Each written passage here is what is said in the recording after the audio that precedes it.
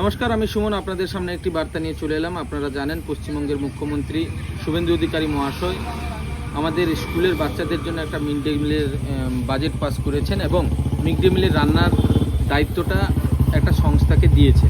তো পশ্চিমবঙ্গে একটি রাজনৈতিক দল বাম অর্থাৎ সিপিএম, ওনাদের কিছু নেতা ওনারা বলতে চাইছেন যে না, স্কুলের বাচ্চাদেরকে দুটো পাউরুটি দিয়ে বিশাল পরিমাণে একটা প্রোটিন খাবার যোগানো যায়, কিন্তু স্কনকে কেন দায়িত্ব দেওয়া হবে?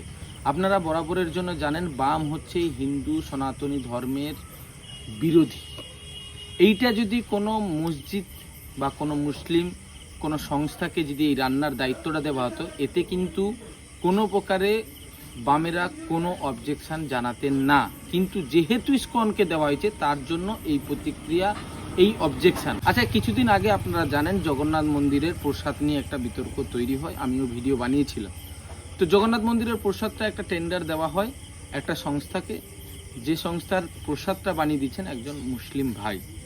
তো সেই যে মুসলিম ভাইরা যে প্রসাদ বানিয়ে দিলেন সেটা কিন্তু ডিস্ট্রিবিউট হয়েছে, এই নিয়ে কোনো মন্তব্য কিন্তু সিপিএম বা তৃণমূল নেতা, কোনো কংগ্রেসের নেতা, কোনো কেউ কিন্তু প্রতিবাদ করেনি, কিন্তু প্রতিবাদ করেছিলেন একমাত্র বিজেপির নেতা নেত্রীগণ।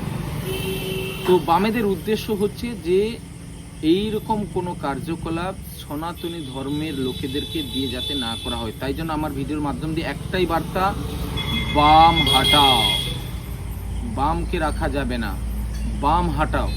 যারা ভিডিও দেখছেন অবশ্যই কমেন্ট করবেন, আপনাদের মতামত জানিয়ে দিয়ে যাবেন। জয় হিন্দ, ভারত মাতা কি জয়, জয় শ্রীরাম।